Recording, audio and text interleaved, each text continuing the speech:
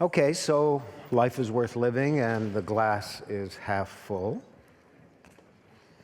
But Bertolt Brecht said, the man who is laughing has not yet heard the bad news. Hi, Nick. Hi. Nicholas Carr. Thank you.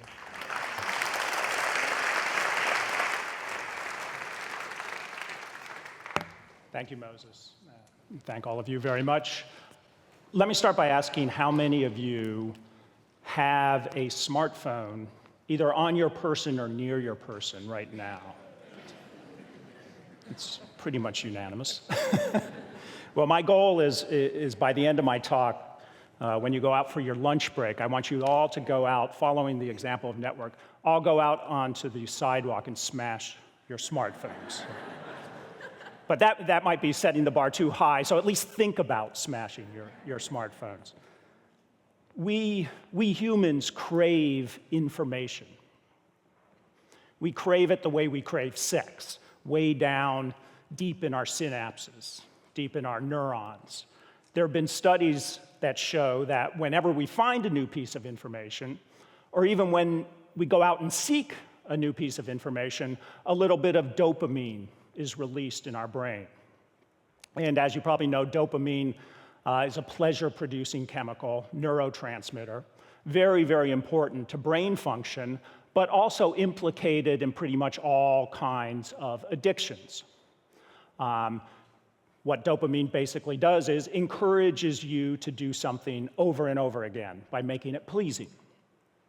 So we have what seems to be a very deep instinct to seek out and gather as much information as quickly as possible.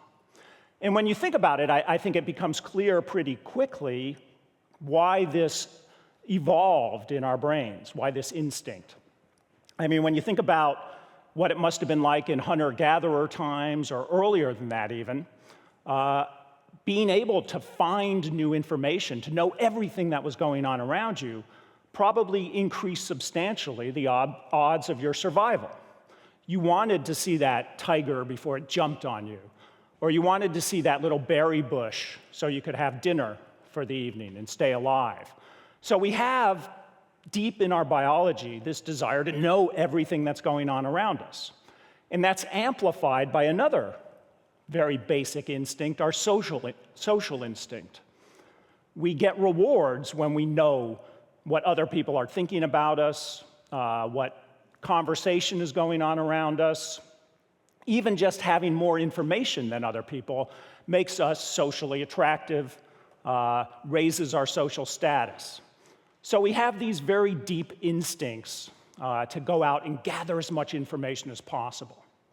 And for most of human history, that was fine. In fact, the reason they call them survival instincts is they add to our odds of survival. But think about what we've done in recent years. We've created, essentially, this new environment in which we live more and more, a digital environment that we enter through our smartphones, that we enter through our computers, our tablets, that's all wrapped up with social media and the internet. We've created an environment of unlimited information.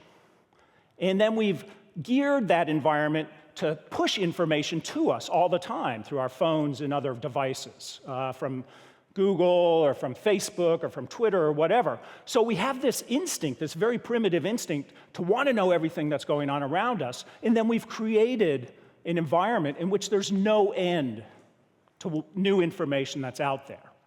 And what we begin to see very, very quickly is this, compulsive kind of behavior.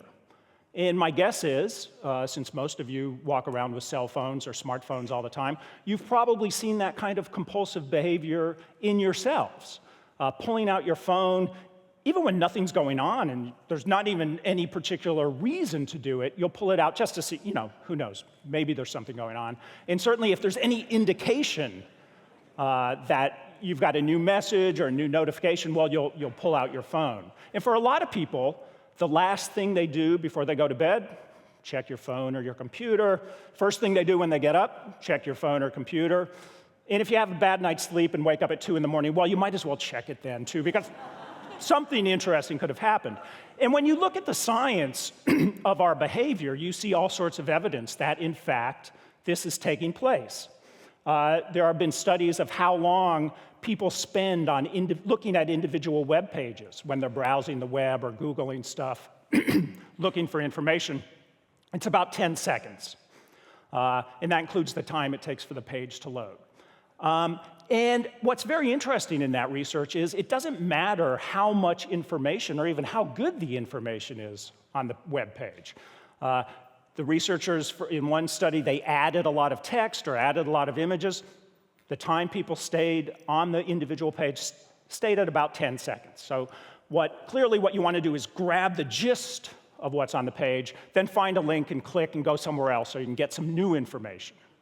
There was an interesting study of what happens when people have computers in front of them at work. This was a few years ago. Researchers went out. They wanted to find out how often people glance at their email inbox. First, they asked the people, how often do you glance at your email inbox? And people said, 2 or 3 times an hour. Then they put these eye-tracking goggles on them that actually tracked where their focus was, and they found that people glanced at their email inbox 20 to 30 times an hour, 10 times more than they were even conscious of. So every couple of minutes. If you look at studies of teenagers in their phones and texting, you find that the average teenager sends or receives about 3,300 texts a month these days. For teenage girls, it's actually over 4,000 texts a month. And that breaks down to one text about every 6 minutes throughout your entire waking life. And if you think adults show any more restraint around their gadgets, well, forget it, because the latest studies of how often an adult will pull out his or her smartphone and look at it during the course of the day, it's about 160 times, which works out to about once every 6 minutes during your waking life. And as we know from that email study, that's almost surely an understatement, because people consult their phones, consult the internet, consult social media all the time without even consciously realizing they're doing it. Well, this kind of behavior is very good for internet companies. If you're Google or Twitter or Facebook, you want people to constantly be checking their phone, constantly go online. You don't want people to stay put at any place for very long. And the reason for that is that these companies, and almost all internet companies, make more money the more quickly we jump from bit of information to bit of information. That's when they gather more information about us, and that's also when they gain new opportunities to show us the advertisements that ultimately fund their businesses. So this is very good for internet companies. But what about for ourselves and the way we think and the way we use our minds? You might say, well, we're just adapting to a new technology. We've had new technologies, new information technologies, new media technologies for hundreds of years now. Every time one comes along, we adapt our way of thinking to suit the technology. And so we're becoming, maybe it's good to be scatterbrained. Maybe it's good to be distracted all the time and interrupted all the time. And we're optimizing our mind to live in this new environment. I think there's a lot of truth to that. I think we are very good at adapting. We have flexible, malleable minds. But we need to look at the downsides. Because even if we adapt, that doesn't mean that we end up better people or better thinkers after that process of adaptation. And if we look at what the internet and all this technology is actually doing to the way we think, the picture gets much, much darker. And it all has to do with how our brains transform information, mere information, into knowledge, giving us the ability to think deeply, to think rich thoughts, to think conceptually and critically. And the way this happens really has a lot to do with 2 forms of memory. On the one hand, you have what's called your working memory, and that's basically the contents of your conscious mind at any given moment. It's what you're thinking about. And what we know about working memory is it has a very, very tiny capacity. You can only fit about 2 to 4 elements of information in your conscious mind at any given moment. And then the other form of memory is what we refer to when we refer to memory, which is our long-term memory. And this has an enormous capacity. In fact, nobody's ever filled up their long-term memory. Nobody's ever said, that's it, can't remember anything anymore, it's full. So it's incredibly expansive, incredibly large.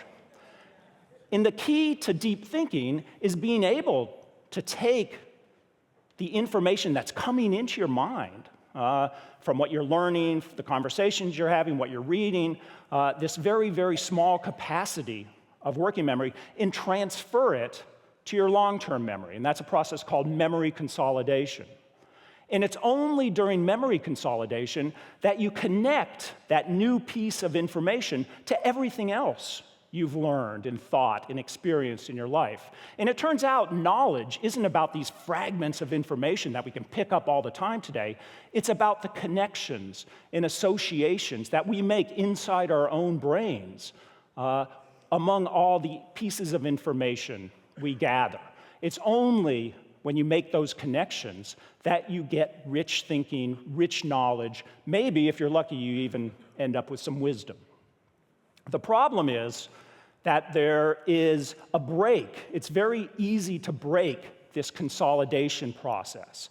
Because you have such a small capacity in your conscious mind, if you're overloaded with information, nothing stays there very, very long. Because in order to take in that new tweet or notification or Facebook update or Google result, you have to clear out something that's already in your conscious mind. And what we know about the consolidation process is it only happens when we're attentive, only happens when we concentrate for some period of time on new information. It's attention that triggers the transfer of information to our long-term memory and allows us to create all of these connections. And what we've created for ourselves with this rich, vibrant digital environment is a constant source of disruption, interruption, distraction. That means we're never keeping information long enough in our attention to form these rich connections. And this is more than just a theoretical concern. We see growing bodies of scientific evidence that show this happening. There was a very important study done a few years ago at Stanford in California where the researchers gathered two groups of people. One people who spent a lot of time online, a lot of time multitasking, glancing from one message to another. They called these the heavy multitaskers. And another group of people that did much less of that, which they called the light multitaskers. They gave these two groups of people 6 standard basic tests of cognitive function. How deeply they thought, how well they thought. The heavy multitaskers did worse on all 6 of the tests. One of the tests was a test of multitasking skill itself. Heavy multitaskers did worse on the multitasking test. Although if you ask them, they say, oh, I'm great at multitasking. I do it all the time. What really happens is that they're burning up all their mental energy, switching from one thing to another. And if they just focused for a little while on one thing, they would perform much, much better. But to me, the most interesting, most revealing of these tests was one that examined how well people are able to distinguish important information from trivia. And here, the heavy multitaskers performed much worse than the light multitaskers.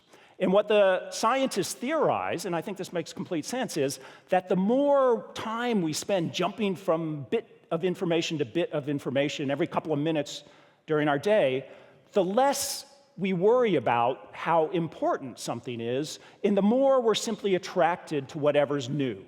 So it's the new thing that grabs our attention. For instance, if it's a nice little cat video, you'll go to the cat video. You won't focus, even if you have something very important, very interesting in front of you. And so that's what we've created for ourselves, is this world in which, thanks to our technology, we're constantly subverting our ability to think our deepest, most profound thoughts. And there was another study done a couple of years ago in which a woman named Patricia Greenfield at the University of California at Los Angeles went out and examined 50 different experiments that had been done over the years to see how different technologies, different media influence the way we think. What she concluded was that there is a benefit for all this time we spend online. We seem to have greater visual acuity. And by what's meant by that is we can shift our focus more quickly among more images, more things on a screen than we were able to do before. But the trade-off here, what we lose in optimizing our brain for shifting our attention, is what she described as mindful knowledge acquisition, creative thinking, reflective thinking, critical thinking. Now, however much we might appreciate that we've optimized our brains to shift our focus very quickly, I think most of us would agree that those things, mindful knowledge acquisition, the ability to think critically and to think conceptually and deeply, those are really the fundamental aspects of the highest forms of human thinking.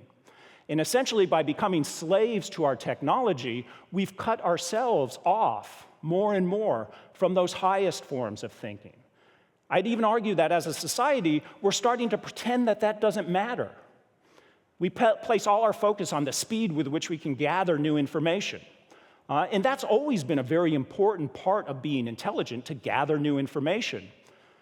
But it's only the first stage of using your mind in the fullest way possible. The second and more important stage is actually to cut yourself off, to screen yourself from all that incoming information and consider deeply, think deeply about what you've discovered.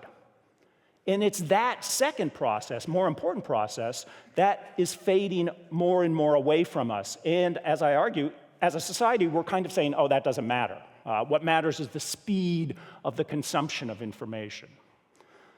So if there's the one overarching danger that I think we face as individuals and as a society in our dependency on on our smartphones and our computers and the web, it's that we're sacrificing our ability to determine for ourselves what our minds focus on, what we pay attention to. We're ceding that incredibly important function to the technology itself. And we know that Facebook and all these other companies are happy to take over that function for you, happy to determine what you look at. But it seems to me, if we sacrifice that fundamental quality of our mind, the ability to determine for ourselves what we're going to think about and how much time we're going to spend thinking about it, then for all the gains the internet has given us, we'll be sacrificing perhaps the most important thing that governs the depth of our thought. Thank you very much. Thanks. Thank you. Thank you. So I bet now you're not so sure. Nicholas, thank you so much. Thanks. Thank you. Yeah, that was great. Good job. Thank you.